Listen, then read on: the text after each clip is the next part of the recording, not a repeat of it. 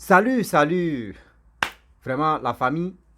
Aujourd'hui, je vous remercie beaucoup ceux qui like mes vidéos, ceux qui partagent, ceux qui commentent. Je vous dis merci et aussi grand merci à vous. Parce que c'est grâce à vous que mes vidéos vont très loin.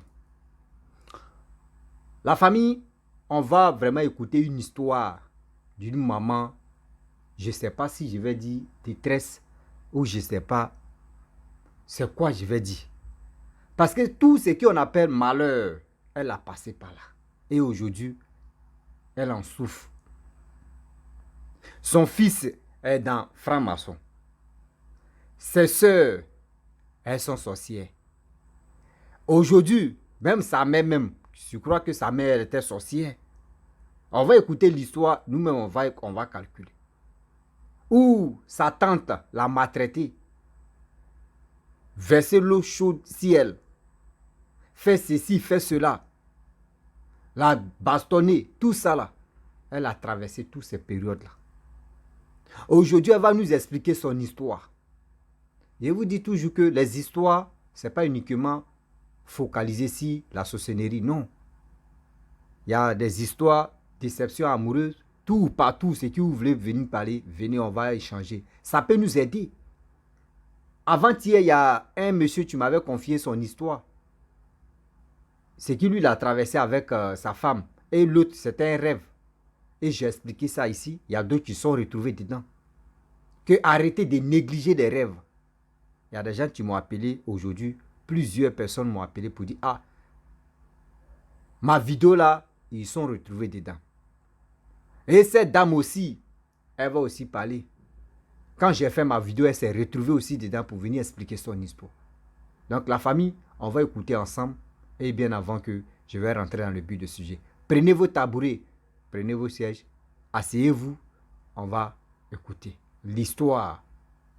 Voici l'audio. Bonjour monsieur, j'espère que vous allez bien. Merci pour tout ce que vous faites pour le monde. Hein. Parce qu'avec les témoignages, avec les problèmes que chaque personne vient laisser, et là, ça fait un bon moment que je vous suis. Et vraiment, j'aimerais aussi partager ce que je suis en train d'endurer en ce moment. Je voulais vous en parler. Si je peux trouver des aides ou bien une solution, ça me fera plaisir. Et moi, je suis une béninoise, une partie du Bénin, une partie du Niger. Mon père est béninois, ma mère est nigérienne. Donc, je suis née au Bénin. Et je traverse un moment très difficile. Très difficile. Que je ne comprends pas. Mais je sais que en parlant, Dieu me fera grâce et je vais trouver une solution à ce que je vis en ce moment. C'est une histoire de famille. Comme vous l'avez toujours dit, c'est la famille. Ça vient de ma famille. C'est une histoire qui vient de ma famille. Et depuis mon enfant, je vais dire, je suis attaquée. Pas possible. On est un homme de 18 de mon papa, mais je suis la seule qui est visée dans la famille.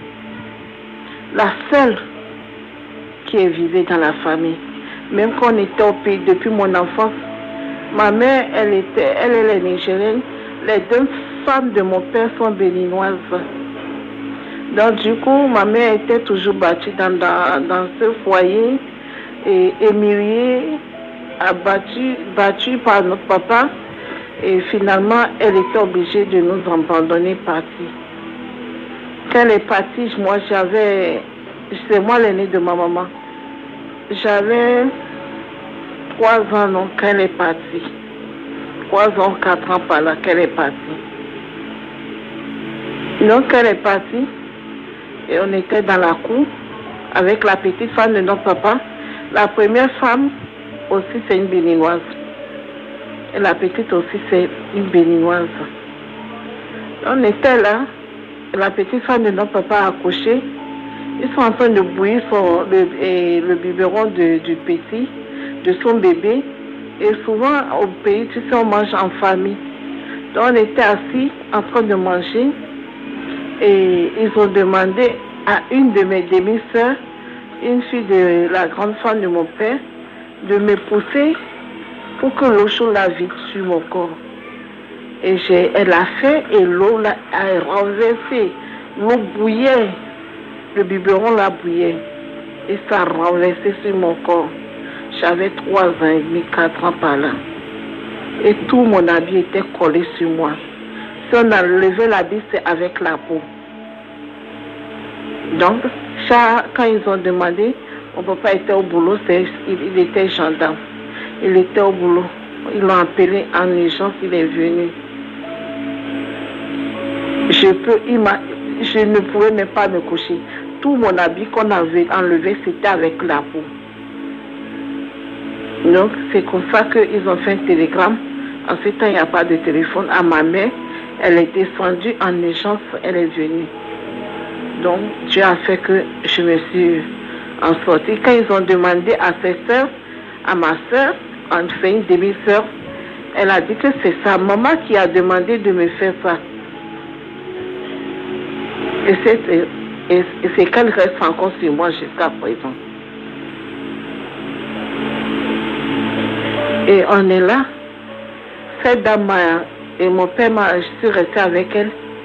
Elle me maltraitait, elle me rabaissait, elle coupait mon corps, elle m'abattait, elle me frappait, elle mettait le piment en moi, dans mon corps, dans mon intimité.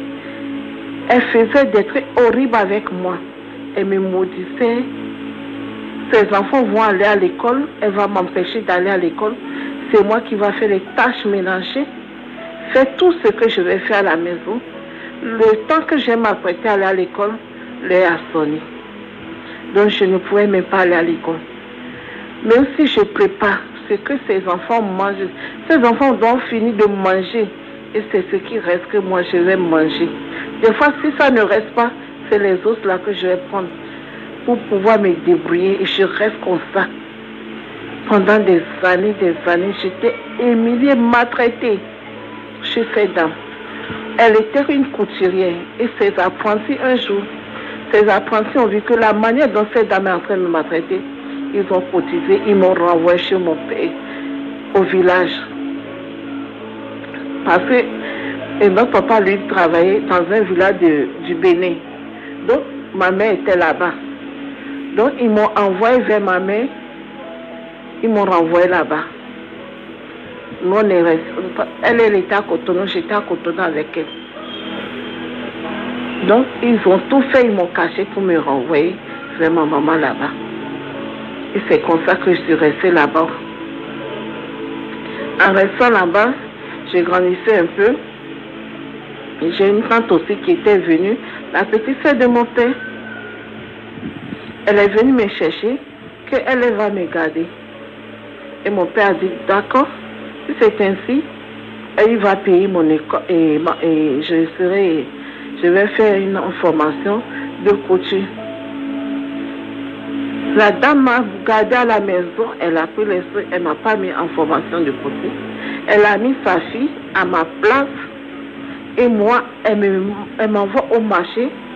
À 4h ou bien à 4h, 3h, 4h du matin, moi je suis debout, en train de nettoyer la cour, aller puiser de l'eau. Et tous dorment. Elle faisait l'haricot avant nos dehors avec ses petits trucs. Je dois me lever à 4h du matin, des fois même à 3h, en train de faire tout ça. Quand je finis de faire tout ça, à 4h jusqu'à 6h, je dois m'apprêter maintenant, prendre le panier, aller au marché. Aller vendre là-bas, au marché du poisson. Et c'était pas ce que mon père a dit de faire, d'aller apprendre un métier. Elle aussi, elle m'a maltraité. Il fallait que je fugue j'ai fugué. Aller me retrouver quelque part. Une personne que je ne connais pas qui m'a accueilli. Et j'étais cachée là-bas, on me cherchait partout. La dame qui m'a accueilli, elle faisait à manger. Donc j'étais chez elle pendant un bon moment. On me cherchait partout. Mon histoire est longue. Là maintenant, j'ai commencé par prendre conscience Et j'ai vu que j'ai une histoire de jalousie. Et la dame là m'avait envoûté, la première femme de mon père m'avait envoûté. Il m'a mis dans un truc que moi je ne saurais jamais quelque chose dans ma vie. Et ma vie tournait en rond. Jusqu'à j'ai eu la grossesse de mon premier garçon en 88. Quand j'ai eu la grossesse de mon premier garçon en 88, mon papa était vivant. Mais malheureusement, il est mort aussi en 88. Le jour où mon père est décédé, le jour où on enterrait mon père, c'est le jour là que moi j'ai accouché. Je n'ai pas vu le corps de mon père. Jusqu'à l'ont enterré, je ne l'ai pas vu. C'est le jour là que je suis retrouvée à l'hôpital et moi j'ai accouché. Le jour de l'enterrement. Je n'ai pas vu le corps de mon père. J'ai subi des trucs bizarres, méchants dans cette maison. Après l'accouchement, quand mon mari voulait me prendre pour que j'aie habité avec lui, ils ont tout fait et le mariage l'a écarté. Mon mari ne me regardait pas. Il m'a rejeté. Il me rejetait, il me maltraitait. Il est parti me déposer au village, auprès de ses parents. Il a pris notre femme. Et lui, et la dame et ses enfants, et la femme que mon mari a pris, ils se sont entendus sur ma vie. Et j'avais une vie non stable. Il fallait que j'abandonnais mon fils. Et je partais sans arrêt. Là où je vais, je ne savais même pas. Dieu m'a sorti de là. J'ai fait que j'ai rencontré encore quelqu'un, un gendarme. Je faisais un peu de commerce. Et j'ai rencontré un gendarme.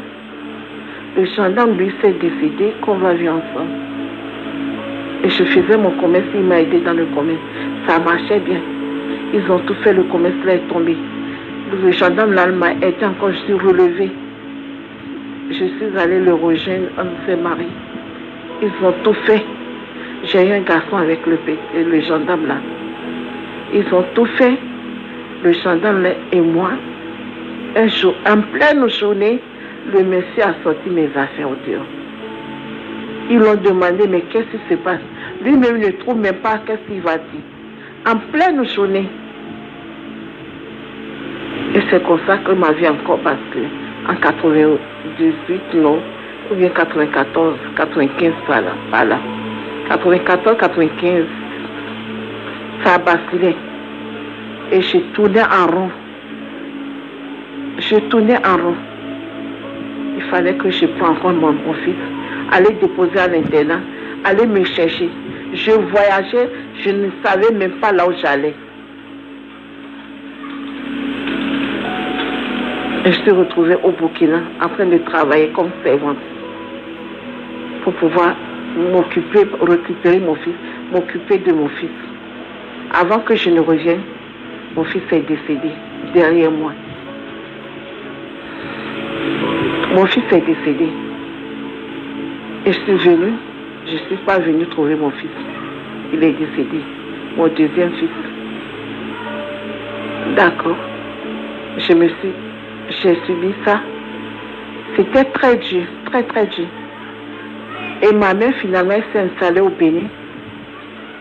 Même ma propre mère, quand je vais chez elle, elle me rejetait.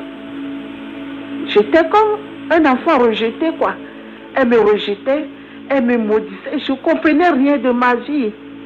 Je ne savais pas qu'est-ce qui se passe. Je tournais en rond. Je tournais en rond. Mais je me battais tous les jours. Dieu m'aimait tellement que je me battais tous les jours pour pouvoir me relever. Pour ne pas me laisser aller. Quand je reviens encore, Dieu fait que je trouve un moyen. Maintenant, je suis allée m'inscrire moi-même pour apprendre la coiffure. Je suis allée dans une petite ville du Bénin, on appelle Parakou, pour apprendre la coiffure. Donc, j'étais obligée d'être adoptée par un ancien ami de mon papa. Tout juste pour trouver un toit, pour trouver à manger, pour ne pas en train de vendre mon corps et trouver un toit. Et toutes les tâches ménagères de cette maison, je peux faire. Et pour toujours aller au travail. J'ai suivi ça. Des fois, le vieux là, des fois, il me viole même. Je n'ai pas le choix. Des fois, je pleure. J'ai envie de tout arrêter. Mais Dieu me donne toujours la force de continuer. Jusqu'à ce que j'ai rencontré le père de ma fille. Lui aussi, il m'a dit qu'il veut rester avec moi. J'ai rencontré ce monsieur. Il était prêt à tout pour que ma vie change. Mais malheureusement, c'était un diable qu'ils ont envoyé encore dans ma vie. C'était pas un mari. C'était un diable, un Satan, un démon, un sorcier qu'ils ont envoyé dans ma vie. J'ai rencontré cet homme. J'ai tout fait. Il a dit non, il m'a adopté. Il a fait la dot, tout ça là. J'ai eu la grossesse de ma fille. Je suis venue ici en France pour accoucher en 2001. En 2001, après l'accouchement, je suis partie au pays. On a fait les cérémonies pour la petite. On a fait tout ce qu'ils vont faire. On s'est mariés, il est venu. Parce que moi j'ai la nationalité française. Depuis le pays. On s'est mariés. Moi je suis venue en décembre 2002. Et en janvier 2003, il est venu.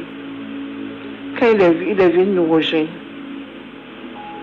Quand il est venu nous rejoindre,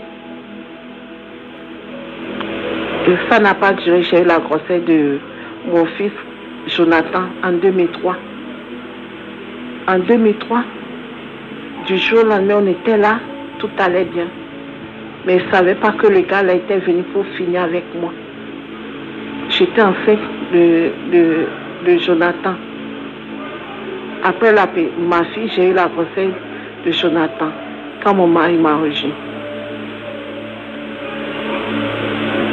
Mais un jour, le gars là s'est levé, il m'a frappé jusqu'à le bébé est décédé dans mon ventre. J'ai fait une crise. Je ne pouvais plus respirer. J'ai appelé les pompiers. Les pompiers m'ont envoyé à l'hôpital. Ils ont dit que le bébé, il y a un problème. Il y a le sang qui est rentré dans son cerveau. Si j'ai été battue ou bien je suis tombée, je n'ai rien dit. J'ai gardé silence. Et ils m'ont dit qu'ils vont ils vont m'opérer, ou bien je vais accoucher, ou bien ils vont m'opérer, enlever l'enfant, ils vont tuer l'enfant dans mon ventre. Sinon, si l'enfant là va sortir, il serait un grand handicap. Je dis, si c'est Dieu qui me l'a donné, je vais garder. Finalement, l'enfant était bien le jour où on m'a annoncé ça. Mais la nuit là même, le lendemain, je dois me consulter pour voir s'ils vont prendre une décision. Le lendemain, la nuit même, l'enfant est décédé dans mon ventre.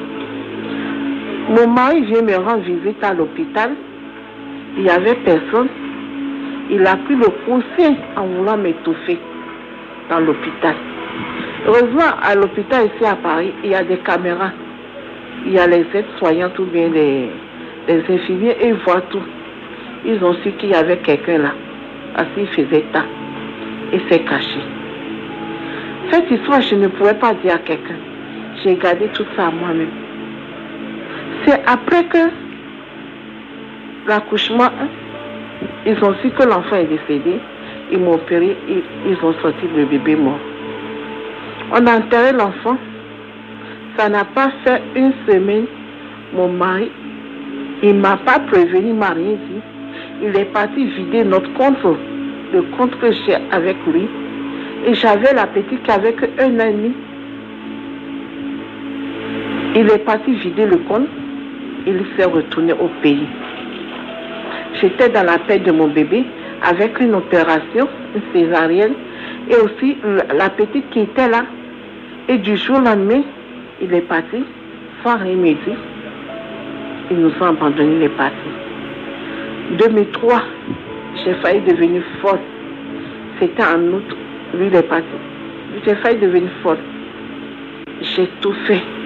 Dieu m'a fait grâce, j'ai surmonté ça. Avec tout ça, ma famille, le jour où mon fils est décédé, mes propres soeurs, de même père, même mère, ils étaient complices avec mon mari. Quand ils vont aller chez moi pour aller fêter le décès de mon enfant, on va aller fêter le décès d'une maman et d'un bébé qui est décédé.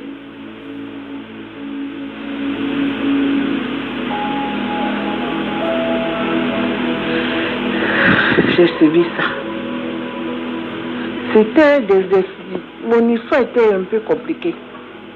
Je ne comprenais rien. Donc, j'ai subi ça avec le rejet de ma mère. Malgré tout ce que j'ai subi encore ici, j'envoyais l'argent à ma maman. Je disais tout à ma mère, mais elle ne prenait pas important. Elle ne me prenait pas en considération. Elle peut tout faire pour mes frères et sœurs, mais moi, elle ne veut pas me sentir, elle ne veut pas m'aider. Je peux l'envoyer l'argent, je peux tout faire, je peux la donner tout ce qu'elle veut. Mais jamais, elle n'est jamais là pour moi. Mais elle est là pour les autres. Et Dieu m'a fait grâce. Je suis allée à Lourdes, pleurer, demander la grâce de la Vierge Marie. Que je suis perdue, je n'ai personne de m'aider. Je me retrouve seule dans cette situation. Dieu m'a fait grâce. En 2008, j'ai eu l'argent. Je suis rentrée au pays. Je suis allée au pays. J'ai rencontré ma mère. Je suis allée la voir. Que je suis venue spécialement pour elle. Pour la demander pardon. Pour qu'elle me montre qui est ma mère. Parce qu'aujourd'hui, je ne sais pas qui est ma mère. J'ai été rejetée, abandonnée, basculée de gauche à droite. Mais quand je touche, je viens la voir. Mais elle-même, elle me rejette. Qui est ma maman? Ou bien elles m'ont changé. Et je lui ai parlé de tout ce que j'ai subi. Quand elle m'a abandonnée, quand elle est partie.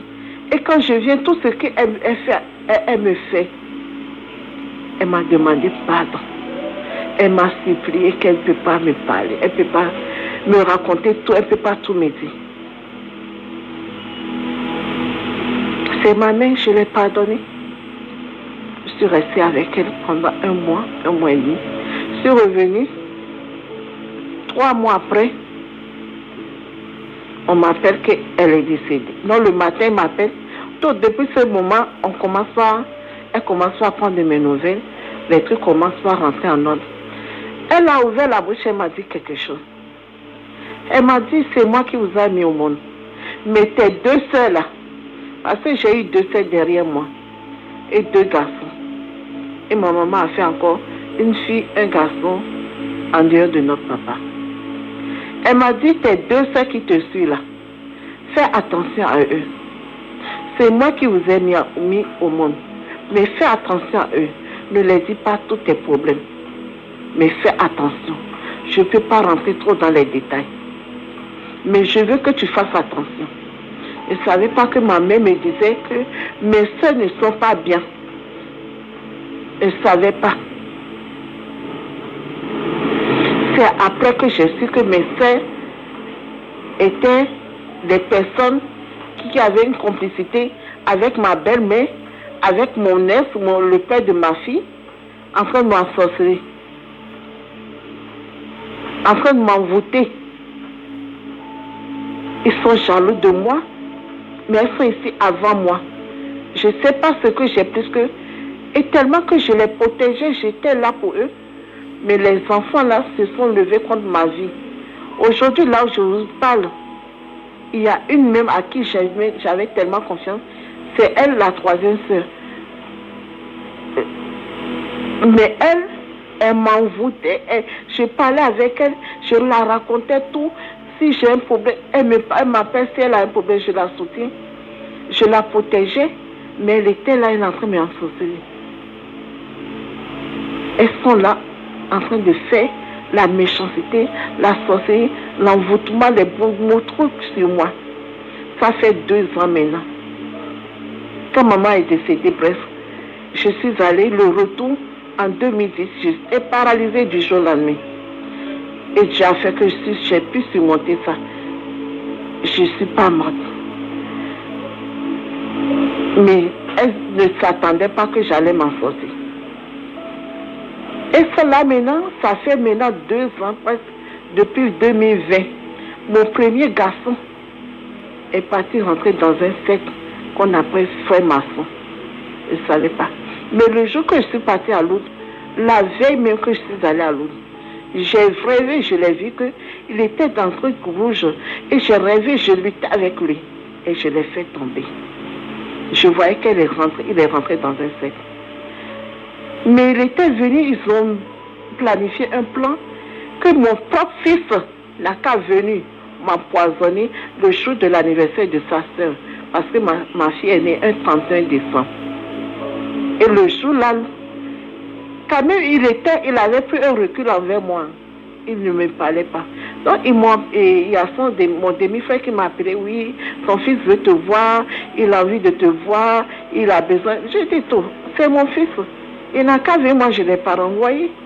C'est lui-même qui est parti, la porte est ouverte. Mais c'était un coup. Que c'est moi qui l'étais censé aller sacrifier dans leur loge là-bas. Ils ont fait leur plan. Il est venu, mais il y a une voix qui m'a dit. Quand elle est venue immédiatement, la voix m'a dit, fais attention. Tout ce qu'ils vont te mettre, ne mange pas, ne bois pas. Il a amené un vin. Il ne sait pas ce qu'il a mis dans le vin. Il m'a dit de boire. Il me forçait. J'ai dit, moi, je ne bois pas de l'alcool, tu sais. Je n'ai jamais fumé. Je ne bois pas. Donc, je ne peux pas boire. Tu finis ton verre, tu prends, tu bois. Il n'a pas bu ça. Il était mal, j'ai fait à manger. Donc, mon fils était venu pour m'empoisonner dans ma propre maison. Dieu m'a fait grâce. Le jour, il devait retourner d'où il vient. Comme ça n'a pas marché le jour-là, il est venu maintenant, il voulait faire encore un autre coup. Dès qu'il est rentré, la voix me dit, ne le laisse, il ne faut même pas le laisser l'occasion. Là où il est resté assis, c'est là où il est resté, je le regardais comme ça. Il n'a pas pu faire, il ne s'est même plus levé. Il était obligé d'appeler ces gens, ils se sont entendus, et ils ne sont pas venus devant ma maison, ils sont partis l'attendre très loin. Il a pris sa route, il est parti. Il a vu que j'ai compris. Moi, je ne sais même pas comment les trucs se sont passés, j'ai compris. Il est parti. Depuis 2020 jusqu'à aujourd'hui, ma vie n'est plus comme avant. Je suis paralysée en 2021. Encore une fois. Et la nuit, je ne dors pas. Je vois des serpents, des couches de nuit.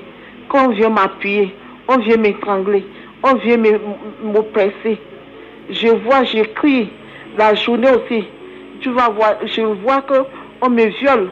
Il y a les, comment on appelle-t-on? Je sens qu'il y a, comment on appelle-t-on? Quelqu'un d'autre qui rentre en moi. Mais là, je vous parle. Je suis oppressée la nuit. La journée, je suis oppressée. Il y a des esprits que je marche comme ça. Il y a des esprits qui me suivent partout. Jusqu'à là, maintenant, ils sont en train de toucher à ma fille. La seule fille, maintenant, j'ai perdu 2 garçons. Il me reste qu'une fille. Le garçon, l'aîné, lui, il est rentré dans un set. Mes 2 soeurs là, un jour, me faisaient une délivrance. Et ils sont dedans.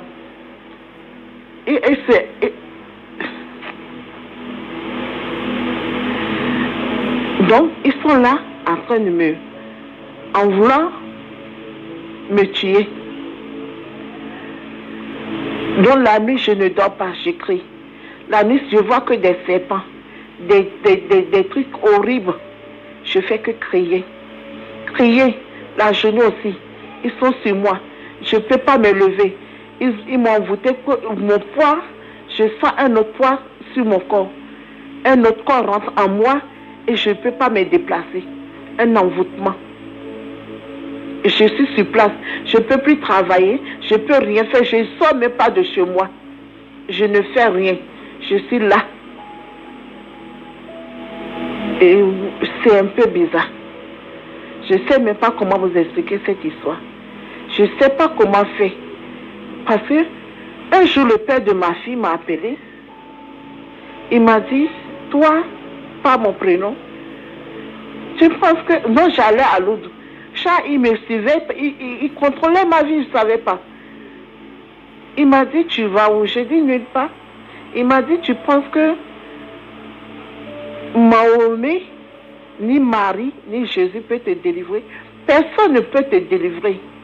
J'ai dit, si c'est quelque chose que tu as fait, tu dis que personne ne peut me délivrer. Tu as menti, tout est vaincu au nom de Jésus. Parce que moi, j'étais musulmane. J'ai suivi ma mère. Quand l'histoire là commence à être compliquée, je me suis repentie et j'ai commencé par aller à l'église. Donc, ils me menaçaient de gauche à droite. Ils étaient ensemble avec mes soeurs, mes deux soeurs de même père, même mère. Mes deux soeurs de même père, même mère. Ils étaient ensemble avec eux. Il y a l'autre surtout l'autre qui était plus proche de moi. C'est elle-même qui me vendait. J'ai pris mon argent, j'ai envoyé à un de mes demi-frères pour ouvrir une boutique de sacs là-bas. Et j'ai acheté des sacs pour ouvrir la boutique, pour pouvoir les aider. Il a pris l'argent. Mais c'était lui qui était là-bas, c'est lui qui connaît les féticheurs, les marabouts, qui faisaient des travaux, des mauvais trucs sur ma vie. Et c'est moi qui les aidais. J'ai une demi-sœur aussi, elle était malade, failli mourir. J'ai vidé tout mon compte, toutes mes économies, pour qu'elle puisse s'en sortir. Mais eux tous aujourd'hui, ils se sont levés contre ma vie. J'ai besoin d'aide, j'ai besoin de conseils. Ma mère me parlait, fais attention avec tes deux soeurs. Je ne savais pas qu'elle me disait que de faire attention qu'elles ne sont pas bien, qu'elles sont mauvaises, elles sont aussi. Mais jusqu'à la dernière minute, elle m'a dit, tes deux soeurs là, fais attention avec eux. Je ne comprenais pas. Aujourd'hui, je me retrouve assis à la maison avec une vie compliquée. Tu ne te sens pas bien. Tu es assis, tu vois les images devant toi. Tu vois les esprits devant toi. Tu vois, on te contrôle. La nuit, tu vois que c'est les serpents que tu dors parmi les serpents. Tu vois un chien qui rentre, quelque chose qui rentre en dessous de ton lit. Tu es menacé. Jusqu'au matin, tu ne dors pas. Donc, voilà un peu le problème. Je ne peux pas tout finir. C'est bref, quoi. Parce qu'il y a beaucoup de choses. Donc, peut-être... Si en concernant, bref, la famille, nous tous, on a écouté ce que la maman a dit. Vraiment, je suis assis par terre. Je manque les mots. Et les mots me manquent. Le français, on va piétiner puis on va avancer. Un saut, une sauce, ça pisse l'eau et puis on est éteint. Corrigez-moi, on va avancer. Donc, la famille, vous avez vraiment compris l'histoire que la dame, elle dit, elle ne peut pas tout expliquer. Si elle dit, elle va tout expliquer, c'est qu'on ne va pas quitter ici. Alors, on fait 2 jours en train d'écouter son histoire. Moi, j'aime les histoires où on prend le temps de bien expliquer. Mais si c'est 1 heure, si c'est 2 heures, tu envoies ça à Rossi, il va taper ça et puis il va partager. Pour que ça puisse vraiment aider beaucoup de personnes. Son histoire qu'elle a expliquée là, il y a d'autres mecs qui sont là traversés à ce moment. Vous qui mettez vos enfants en vie, s'il vous plaît, si vous n'avez pas les moyens là, arrêtez de les envoyer en vie encore. Ce n'est pas eux qui ont passé le concours, soit les gars ne vous ont pas demandé pardon, nous on veut venir au monde. Arrêtez de faire des enfants pour aller confier ça à vos soeurs ou à vos frères ou à vos cousins. Voici les conséquences, surtout même, ce qui les enfants même en train de traverser là-bas, là, c'est trop. D'autres même en souffrent. D'autres même ont des séquesses. D'autres même, je ne peux pas dire même des mots mais qui me dépassent. Je suis assis par terre, quand je vois et puis quand je regarde, je me dis c'est quoi ça quoi? C'est quoi ça là encore? Mes frères et sœurs, soyons honnêtes, soyons sérieux. Soyons honnêtes, soyons sérieux. Mes parents, vous avez attendu? Arrêtez d'envoyer vos enfants même chez vos cousins ou chez vos cousines. Si tu n'as pas les moyens là, si tu as un maïs gravier là, il faut dire à ton enfant, on maïs gravier. Il ne peut pas t'amener chez quelqu'un. C'était avant, ça marchait. Mais aujourd'hui, tout est gâté. Tout est gâté. Elle a dit quoi? Non, sa tante dit, sa tante allait voir son frère qui est son père. Non, je vais prendre ta fille là. Oui, je vais la mettre à l'école. Elle a fait ceci. Elle est venue faire nounou. Regardez. Aujourd'hui, il y a d'autres enfants qui traversent ce moment-là. Elles traversent ce moment-là. Et puis ceux qui ont été victimes de ça, mais c'est les femmes, ce n'est pas les hommes. C'est les femmes qui ont été victimes de ça. À la fois, envoyer ta fille ici, je vais la mettre à l'école. C'est dans ça, l'enfant va aller laver les casseroles, les mamites, les caleçons, tout ça là. Mais quand c'est comme cela, dites à leurs parents que ta fille va venir travailler chez moi, moi je vais lui payer.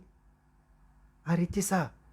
La famille, vraiment, c'était pour vous faire écouter. L'audio ne peut pas trop parler. Moi, mais je suis abattu. J'ai mal au cœur.